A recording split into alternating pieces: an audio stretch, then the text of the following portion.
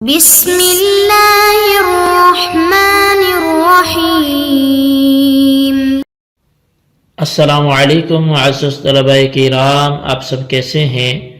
آج ہم نور الانوار کے سبق نمبر 308 کو پڑھیں گے۔ آج کے ہمارے سبق کا عنوان ہے ایک مسئلہ کی تفریع۔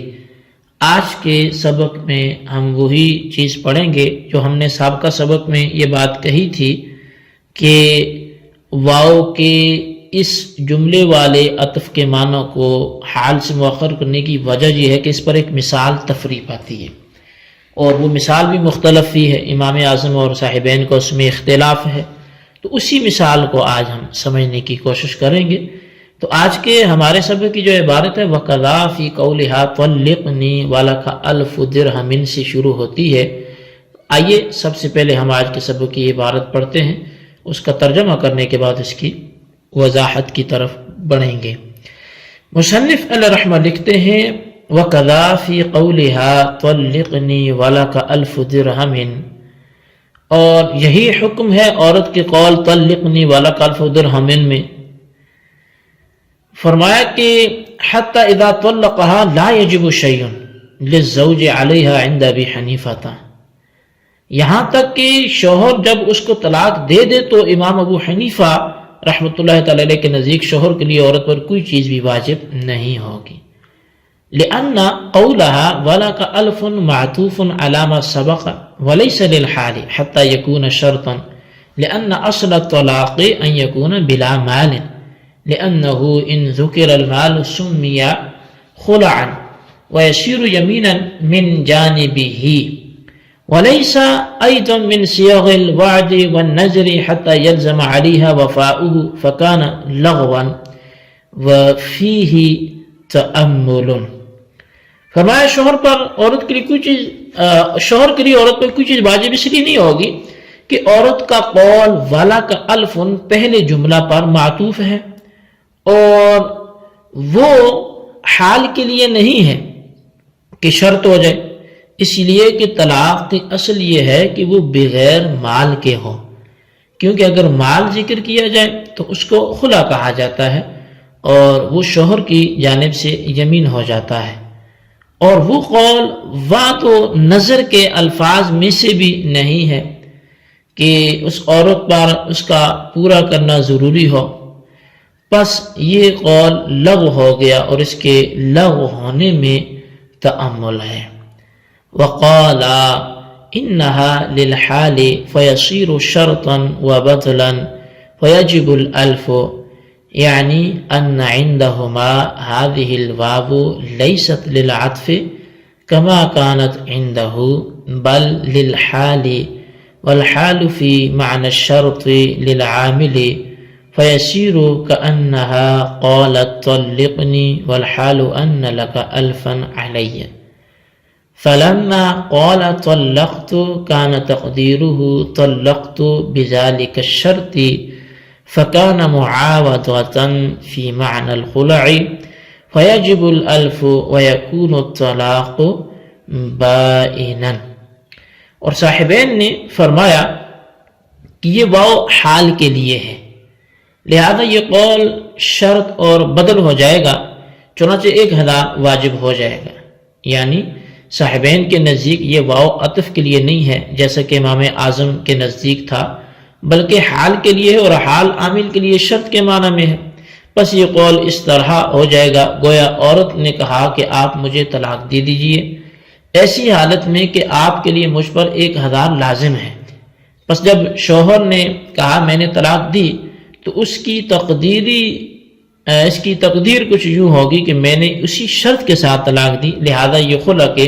معنی میں معاوضہ ہوگا اور 1000 واجب ہوگا، اور طلاق جو ہوگی وہ طلاق بائنہ ہوگی۔ جی طلبہ کرام، یہ ہمارے آج کے سبق کی عبارت اس کا ترجمہ تھا، آئیے اس کی وضاحت کی طرف بڑھتے ہیں۔ مصنف منار نے فرمایا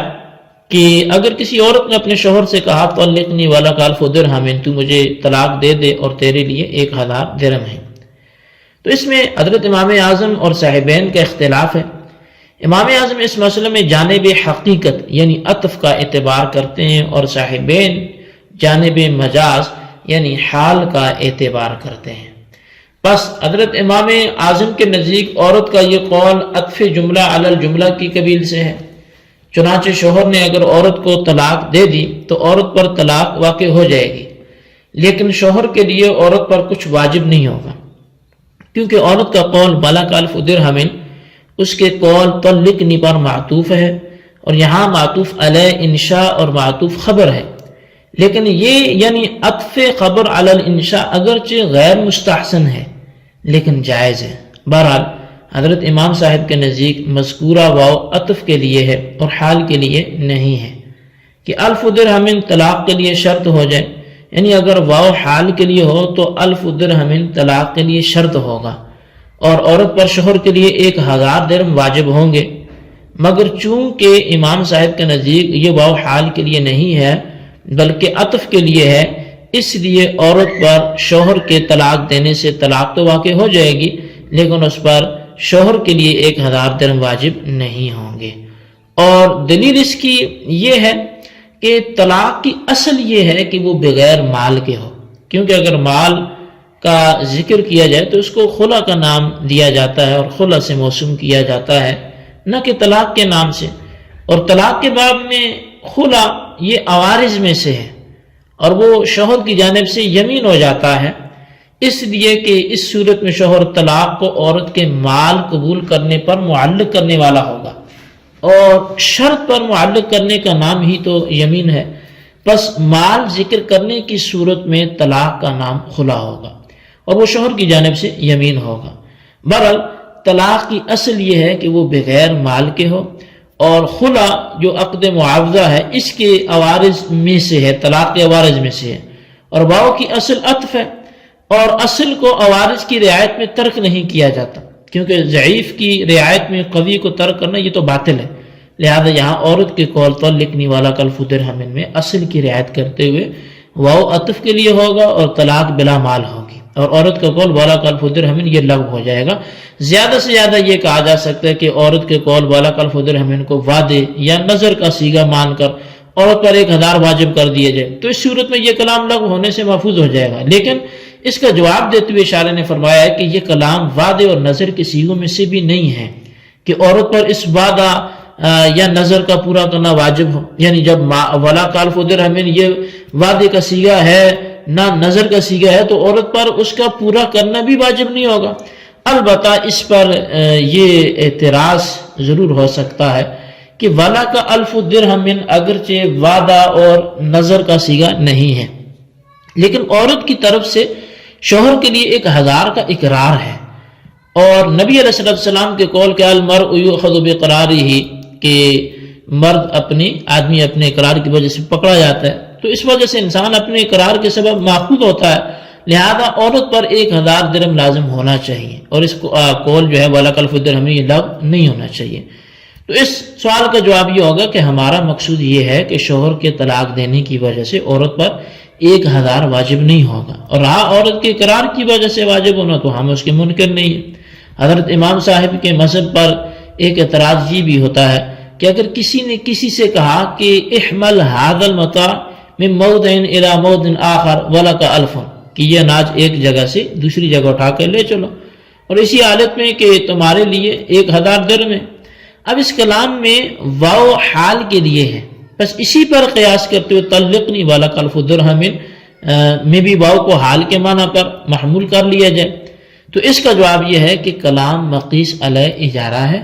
اور اجارہ کے مفہوم میں مال داخل ہے،